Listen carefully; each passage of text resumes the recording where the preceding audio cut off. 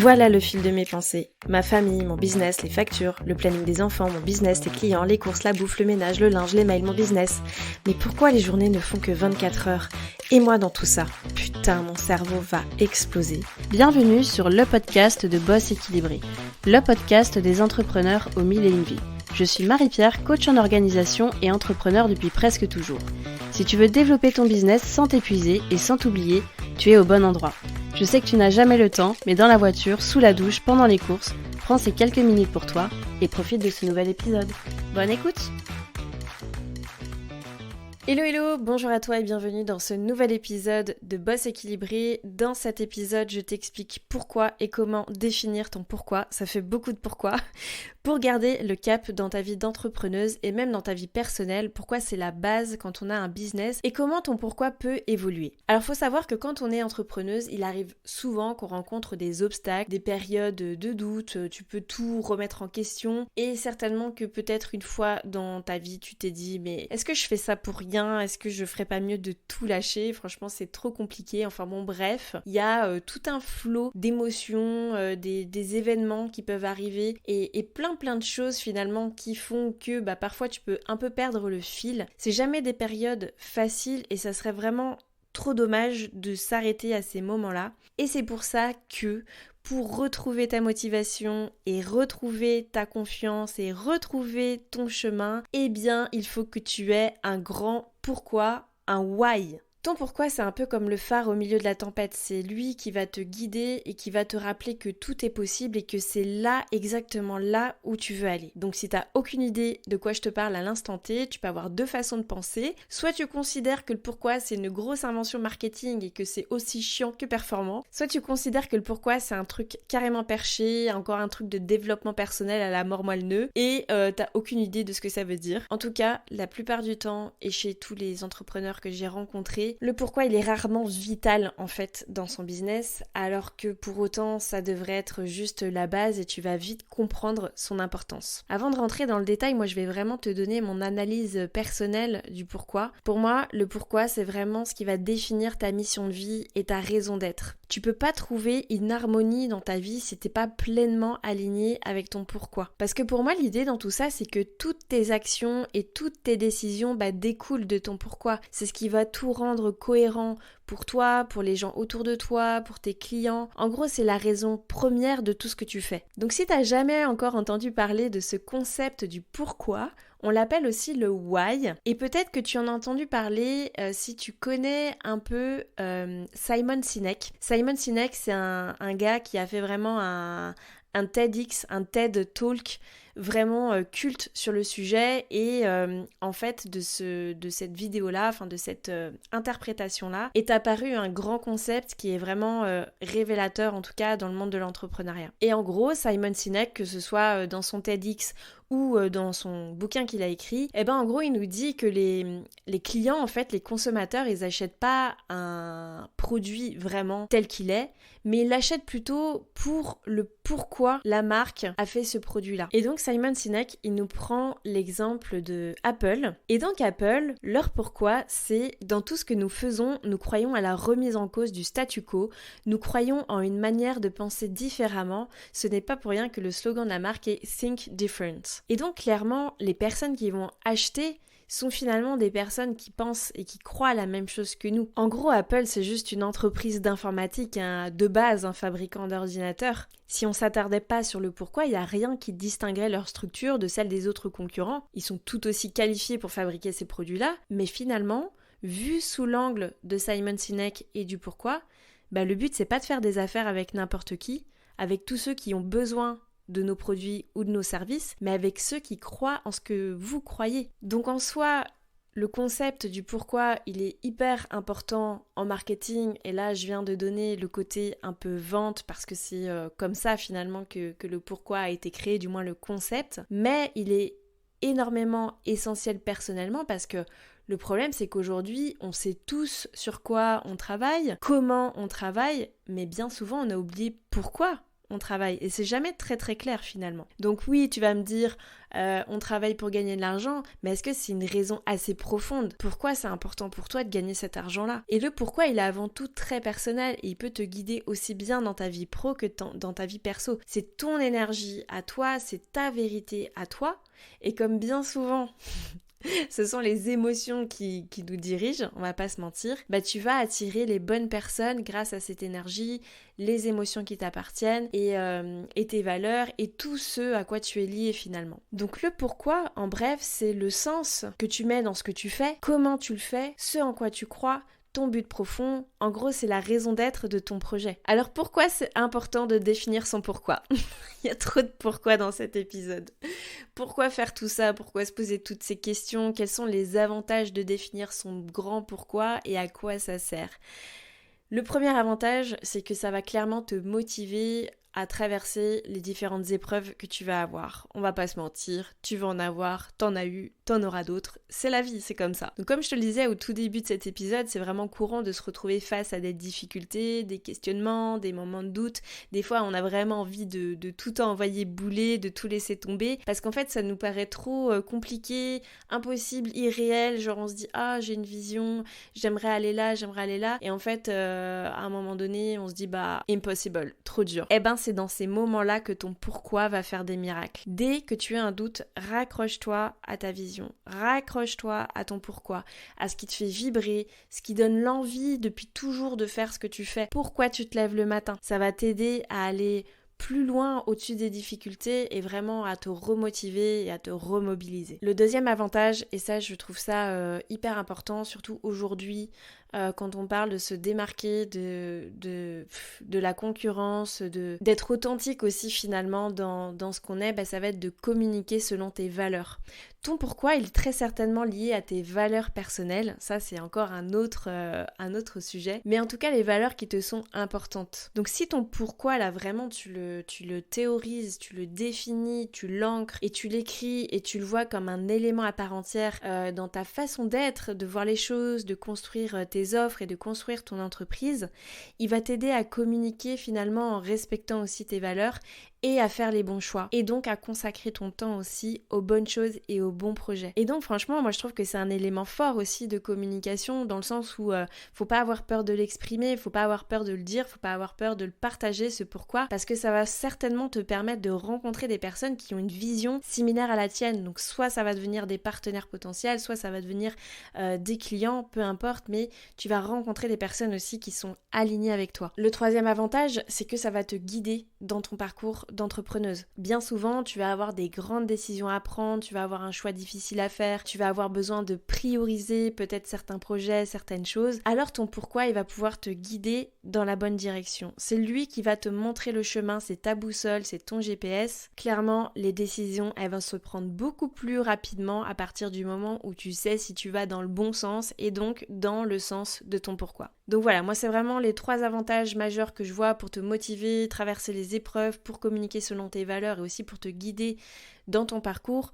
Le truc, c'est que bien souvent, on s'intéresse plus au quoi, qu'est-ce que je fais, qu'est-ce que je propose, au comment, mais un mauvais pourquoi ou un pourquoi qui est pas bien défini, clairement ça va te mener à l'échec de ton business tôt ou tard. Parce que clairement si ton business tu le construis autour de l'envie par exemple de faire énormément de thunes ou de devenir meilleur que machine ou de plaire à ta famille parce que tu as besoin de reconnaissance, etc., ça va pas faire long feu, c'est pas un pourquoi valable. Et en plus de ça, tu auras des difficultés à vendre. Si tu te poses la question dans l'autre sens, comment tu peux justifier à tes potentiels clients quelque chose que tu n'arrives même pas à justifier à toi-même? Donc c'est en ça que c'est tellement important de l'avoir ton pourquoi. Et donc en clair, si tu te poses pas les bonnes questions, tu vas tourner en rond, tu vas aller à droite, tu vas aller à gauche et puis tu vas t'essouffler dans ton business parce qu'au fond de toi, tu ne sauras pas pourquoi tu veux avancer. Et donc du coup, in fine, tu sauras pas comment avancer. Bon, je pense que tu as bien compris les avantages du coup d'avoir son pourquoi. Clairement, voilà, être aligné, avoir un business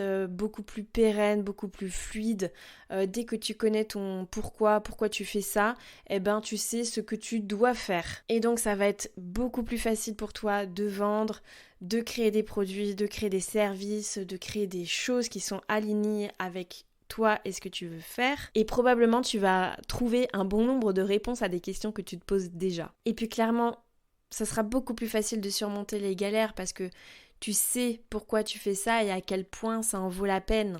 Si on prend un exemple dans un tout autre contexte, moi quand j'en chie à la salle de sport, que je suis au bout du rouleau, etc., je suis contente au final. Je suis contente, je sais que ça en vaut la peine parce que ça me fait du bien au mental, ça en vaut la peine parce que je modèle aussi mon corps comme j'ai envie, je suis contente parce que je sais que je vais pouvoir me dépasser dans des challenges sportifs. Donc voilà, je sais pourquoi je fais ça. Et je vais pas juste à la salle pour aller à la salle. Bon, maintenant c'est bien beau tout ça, comment on fait pour le trouver, son pourquoi, comment on fait pour le découvrir, ou alors pour le peaufiner ou l'affiner si t'as déjà une petite idée. Si t'as vraiment envie de bosser sur ce sujet, je t'ai préparé une fiche que tu pourras télécharger, sur laquelle tu pourras venir travailler ton pourquoi en suivant l'épisode, et tu trouveras le lien dans le descriptif de cet épisode. Alors déjà, ne pense pas que ça va arriver comme ça, comme tu vois la lumière divine qui va te tomber dessus. Les trucs qui se font pas en un claquement de doigts. Arrêtons de vendre du rêve. Ceci dit, l'exercice il est tellement kiffant que kiffe le chemin en fait.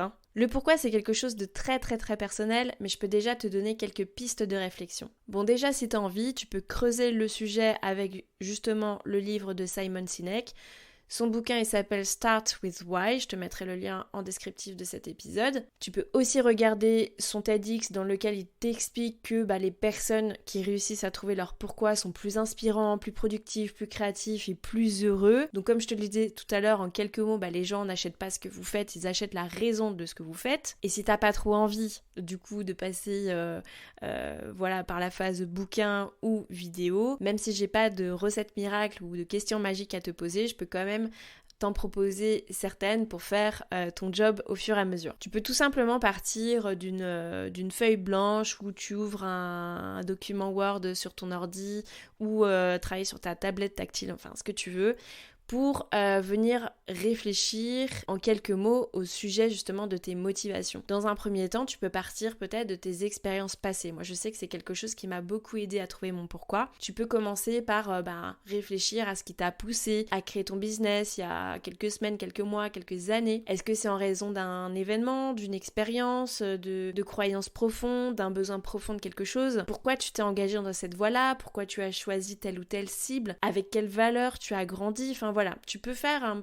cette espèce d'introspection sur toi, qu'est-ce qui t'a poussé à en arriver là. Et moi, je te donne mon exemple dans mon cheminement de mon travail, de mon pourquoi, après beaucoup d'introspection, quand je me suis posé la question de pourquoi j'ai créé Boss Équilibré, parce que ça fait quand même plus de 10 ans que je suis entrepreneur, mais Boss Équilibré, je l'ai créé après 2021. En fait, je me suis tout simplement attardée sur tout ce qui m'était arrivé dans mon parcours entrepreneurial. Les bonnes choses comme les mauvaises choses, mais évidemment, je me suis plus appuyée sur les mauvaises choses, à savoir je me suis brûlé la santé 1000 fois, je me suis brûlé le mental 1000 fois, j'ai parfois délaissé un petit peu mes enfants, j'ai bossé comme une acharnée pendant des années et des années à en oublier mon apparence physique, enfin plein de choses, je me suis laissée de côté. Et donc j'ai utilisé tout ça pour justement accompagner les femmes qui ont envie d'entreprendre à déjà ne pas vivre ça. Donc ça, si tu as envie de bosser là-dessus, première chose, tu peux partir de tes expériences passées, je t'ai donné mon exemple. La deuxième chose, et pareil sur ta feuille, tu peux identifier tes sujets de cœur. Tu peux réfléchir à quel est le lien ou quels sont les liens entre toutes ces expériences. Moi là-dedans, j'ai trouvé énormément de liens, donc je me remets, tu vois, dans ma première étape, je me suis mis dans les expériences du passé, et donc là, quand j'essaye de faire un peu de lien, il y a quoi? Il y a la gestion du temps pour être libre. Comment, en gros, je m'en suis sortie, comment aujourd'hui je mène la vie que j'ai envie de mener. L'organisation, pour avoir le pouvoir sur mes journées, optimiser le plus possible mon travail pour avoir le plus de temps libre possible en perso et kiffer ma vie. Tout ce qui est routine, le côté multipassion, multiprojet, c'est des choses qui me caractérisent, c'est des sujets de cœur, puisque j'entreprends dans différents domaines, j'ai différents projets, j'ai des business qui sont rentables. Et donc, c'est des sujets de cœur. Deuxième point. Et troisième point, pourquoi tu te lèves le matin ? Ton pourquoi, il va pas apparaître là tout de suite comme par magie sur ta feuille. Et donc, en faisant ce cheminement, en te posant ces questions, en réfléchissant aussi un peu à tes domaines d'expertise, ce que tu aimes, ce qui te fait vibrer, etc., tu vas arriver à un premier jet de ton pourquoi. Moi, je te donne l'exemple de mon pourquoi je me lève le matin. Moi, mon pourquoi à aujourd'hui, c'est de soutenir le maximum d'entrepreneuses multipassionnées et ambitieuses à construire une vie équilibrée et épanouissante en vivant de leur passion. Ça pourrait être Jeannette qui se lève le matin pour accompagner des salariés qui trouvent plus de sens dans leur travail et trouver, le métier qui les fera vibrer pour qu'ils prennent plus de plaisir à travailler. Voilà, ça pourrait être ça. Ça peut être plein de choses, le pourquoi. Et si t'en es pas fier là tout de suite maintenant, une fois que tu as fait ce premier jet de ton pourquoi, c'est normal, c'est un premier jet.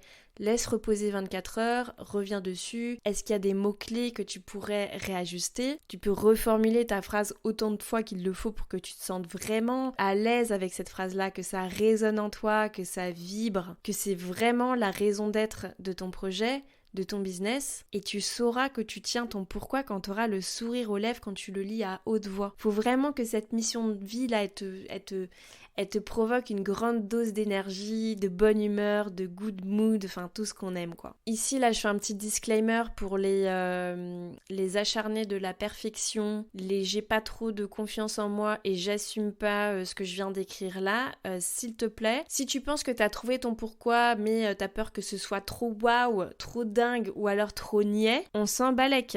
Ton pourquoi lui il s'en fout de ce que les autres vont penser. Parce que c'est clair qu'aujourd'hui quand tu travailles un peu ce genre de concept, de connaissance de soi, etc., tu passes un peu pour la bisounours, du genre hyper optimiste, qui aime te faire croire qu'il y a beaucoup de choses qui sont possibles alors qu'en fait c'est pas vrai, mais non, ton pourquoi, lui, il s'en fiche de ce que les autres pensent. Par contre, ton pourquoi, ce qu'il veut lui, c'est te faire entrevoir ce que serait ton monde idéal, peu importe le reste. Alors aie pas peur de voir grand, ni d'être trop idéaliste, parce que c'est vraiment en donnant tout ce qu'il y a en toi, le meilleur de toi-même, que tu pourras te rapprocher de ta vision en fait, et de tes objectifs. Donc voilà, juste pour conclure, tu es en train d'écouter cet épisode en voiture, en train de faire la vaisselle, etc., et que tu as pas là la matière pour travailler sur ton pourquoi, et que tu as vraiment envie de le faire, je te rappelle que tu peux télécharger la petite fiche sur laquelle tu pourras travailler ton pourquoi. Donc je te remettrai le lien en description de cet épisode, mais juste avant qu'on se quitte, tu peux aussi me partager ton pourquoi, ça me ferait super plaisir sur mon compte Insta Boss Équilibré. Et je voulais aussi te dire que le pourquoi, il peut changer avec le temps. Et d'ailleurs, je trouverais ça étonnant qu'il ne change pas. Voilà, si t'aimes pas trop penser que les choses elles sont figées, on a écrit un truc, que ça bouge pas, ça peut plus changer, etc. Non, on se détend. Un pourquoi c'est pas fixe, parce que comme toi, il va évoluer, comme les différentes choses que tu vas vivre dans ta vie, ça va évoluer. Alors essaye juste de voir ce qui résonne le plus en toi là, à ce moment précis, aujourd'hui dans ta vie, ce qui te semble vraiment le plus important pour ton évolution, ce qui est vraiment lié à tes convictions, tes envies, ce qui te fait kiffer, et pense bien là à quand tu te lèves le matin, ce que tu as envie d'accomplir. Moi je vais te dire qu'en 10 ans, mon why il a énormément changé. D'ailleurs ça fait même pas 10 ans que je dis des conneries, que je connais ce concept là, ça fait 5 ans que je connais ce concept là. Et ça a littéralement changé ma vie. Et mon why, il a évolué de nombreuses fois. Je pense peut-être bien 5 fois. Et la dernière en date, c'était cette année où je suis venue affiner un petit peu plus certains mots, une cible, un persona, et où je suis venue davantage assumer finalement la personne que je suis et comment je vais accompagner les gens. Donc ça peut complètement évoluer et en plus j'ai l'impression que c'est comme le bon vin, tu vois, ça se mature en bien avec le temps, donc n'hésite pas à faire ça maintenant et peut-être le refaire plus tard. En tout cas pour terminer, ne sous-estime pas s'il te plaît l'importance du pourquoi. Moi, toutes les coachées qui ont fait cet exercice-là dans mon programme GPS Business, c'est juste une révélation incroyable une fois qu'elles ont leur pourquoi et qu'il est noté. Et après, on est en route pour la best life, pour mener vraiment les actions et les projets qui sont intimement liés à ta grande vision et à ton pourquoi. Donc go, définis ton pourquoi. C'est déjà la fin de cet épisode, merci d'avoir écouté jusqu'au bout. Si ce podcast t'a plu, je t'invite à lui mettre une note et un commentaire sur la plateforme d'écoute que tu utilises. De 1, ça permettra de le faire connaître et de 2, ça me fera un immense plaisir de te lire. En tout cas, un grand merci de ton temps et de ta contribution, c'est grâce à toi que je peux continuer à faire vivre ce podcast. Je te dis à la semaine prochaine pour un nouvel épisode de Boss équilibré.